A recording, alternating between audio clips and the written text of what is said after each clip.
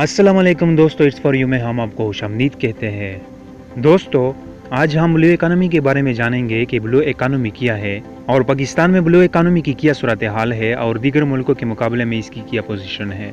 लेकिन इससे पहले कुछ ज़रूरी बातें हैं जिनको हम आपके साथ शेयर करना चाहते हैं। तो जैसा कि हम पहले भी कह चुके हैं और आज भी कह रहे हैं कि इस चैनल से हमारा मकसद कॉमर्स, इकनॉमिक या बिजनेस के तलब इल्म को कौमी जुबान में बैनुल अक़वामी स्टैंडर्ड के तर्ज पर वो मवाद पेश करना है जो उसके स्टडी में मददगार हो और जिनको समझने में आसानी भी हो। ये इसलिए है कि आपको इस बात का अदराक होगा कि पाकिस्तानी स्टूडेंट्स का अलमिया यह है कि वो किताबी कीड़ा बनकर अपने स्टडी में इतने मगन रहते हैं कि इनको अपने फील्ड या सब्जेक्ट से रिलेटेड दुनिया की हाल की पोजीशन की खबर नहीं होती। यानी अगर इन्हें इकनॉमिक पढ़ाया जाता है तो वही रिवायती मौज़ूआत मसलन factor of production, demand and supply, measurement of national income और इन्फ्लेशन और डिफ्लेशन वगैरह, लेकिन इन्हें ये पता नहीं होता कि दुनिया और पाकिस्तान की करंट इकोनॉमी पोजीशन क्या है, इसमें बिजनेस साइकिल का कौन सा मरहला चल रहा है, क्या इसकी इकोनॉमी डिप्रेशन के मरहले में है या फिर अंगड़ाई लेकर रिकवरी पोजीशन में है वगैरह। इस लिहाज से अगर मगरब के एजुकेशन सिस्टम को देखें तो वहाँ न सिर्फ सब्जेक्ट्स अपडेट होते रहते हैं बल्कि आपको मगरब का हर स्टूडेंट अपने फील्ड से रिलेटेड करंट ग्लोबल सिचुएशन से बाहर नजर आएगा। वहाँ के स्टूडेंट को सिर्फ ये पता नहीं होता कि बुक कीपिंग क्या है, फाइनेंशियल ट्रांजैक्शन क्या है, इन्फ्लेशन क्या है, बिजनेस साइकिल क्या है वगैरह, बल्कि इसको ये भी इल्म होता है कि आजकल इसके मुल्क या दुनिया में इकोनॉमी की क्या पोजीशन है, इसके मुल्क के बजट का हसारा या फिर सरप्लस कितना है और अगर हसारा या सरप्लस है तो किस वजह से है। इसके अलावा वो अपने फील्ड से रिलेटेड आउट ऑफ कोर्स मुताले में भी गहरी दिलचस्पी लेते हैं। बहरहाल कहने का मतलब यह है कि स्टूडेंट्स को सिर्फ अपने रवायती मुताले पर ही इक्तिफा नहीं करना चाहिए बल्कि इसको आउट ऑफ कोर्स स्टडी पर भी फोकस करना चाहिए। आउट ऑफ कोर्स स्टडी का राज जिस स्टूडेंट ने भी पा लिया तो फिर कामयाबी इसके कदम को चूमे बगैर नहीं रख सकेगी। बहरहाल इन्हीं हालात को मद्देनजर रखते हुए हम इस चैनल पर जहां स्टूडेंट्स की हेल्प के लिए study related updated contents upload करते रहते हैं, वहां हम पाकिस्तान और दुनिया में कॉमर्स और कारोबार की मौजूदा सूरत हाल पर भी वक्तन फवक्तन वीडियोस अपलोड करते रहते हैं और इंशाल्लाह आइंदा भी अपलोड करते रहेंगे ताकि स्टूडेंट को स्टडी के साथ साथ खुद को करंट सिचुएशन का भी अदराक हो। अब हम आते हैं अपनी मौजू की तरफ। तो हमारा मौजू था ब्लू इकानमी कि ब्लू इकानमी क्या है और पाकिस्तान में ब्लू इकानमी की क्या सूरत हाल है। तो पानी से जुड़ी मईशत को ब्लू इकानमी कहते हैं। इंसान ने जब से मुआशी सरगर्मियों का आगाज किया है तब से इसकी इन सरगर्मियों में पानी को एक अहम मकाम हासिल रहा है और यही वजह है कि आज दुनिया की 90% तिजारत पानी के जरिए ही होती है जिसमें दरिया और समंदर दोनों शामिल है। तो जदीद दौर के इंसान ने समंदर से जुड़ी इन मुआशी सरगर्मियों को ब्लू इकानमी का नाम दिया।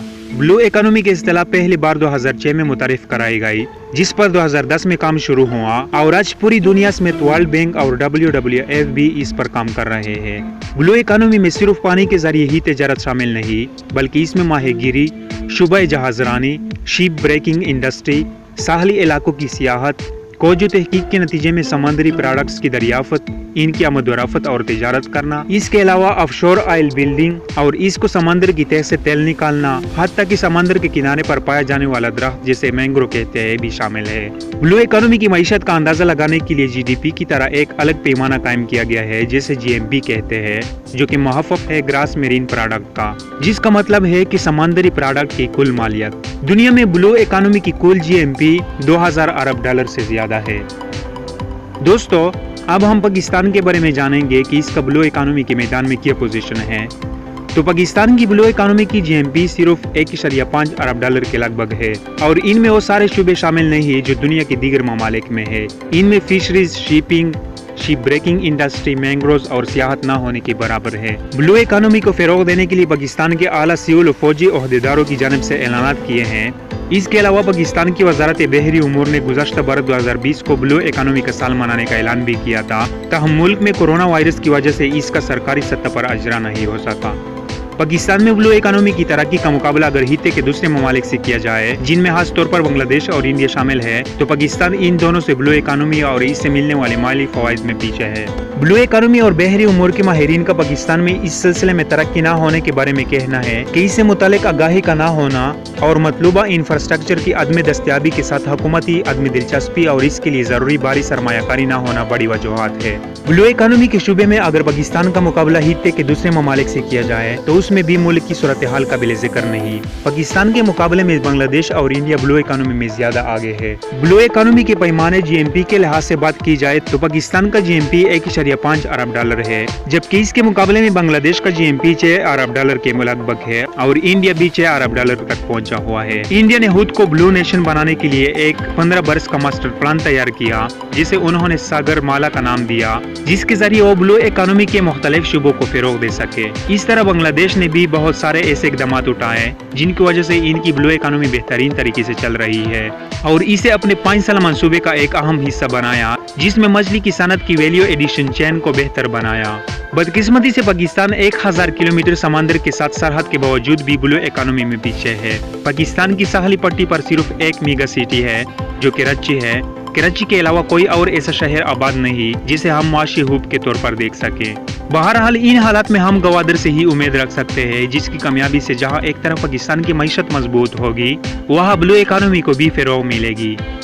ماہرین کے مطابق پاکستان اگر واقعی بلو اکانومی کو فروغ دینا چاہتے ہیں تو اس کو ساحلی کمیونٹیز کو مضبوط کرنا ہوگا، ملازمت کے مواقع پیدا کرنے ہوں گے۔ اس کے علاوہ اس کے لیے ضروری ہے کہ صوبے اپنا اپنا کردار ادا کریں۔ ساحلی کمیونٹی کی ترقی یا ساحل کے ساتھ ترقیاتی منصوبے صوبوں کی ذمہ داری ہے اور صوبے بااختیار ہے وہ فشریز پر کام کر سکتے ہیں۔ سیاحت کے شعبے میں بھی وسیع مواقع موجود ہے۔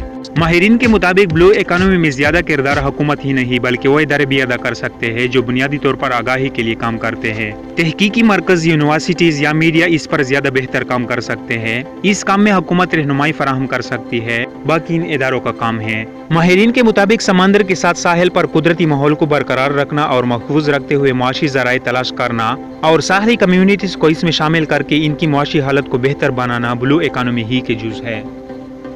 تو دوستو، یہ تو ہوئی آج کی بلو اکانومی سے ریلیٹڈ یہ ویڈیو۔ اگر یہ ویڈیو آپ کو پسند آئی ہو تو اس کو لائک کیجئے گا۔ اس کے علاوہ اس ویڈیو کو اپنے دوستوں کے ساتھ بھی شیئر کیجئے گا، اور اگر ابھی تک آپ نے ہمارے اس چینل کو سبسکرائب نہیں کیا ہے تو اس طرح کی مزید معلومات پر مبنی ویڈیوز کے لیے ہمارے اس چینل کو سبسکرائب کیجئے گا۔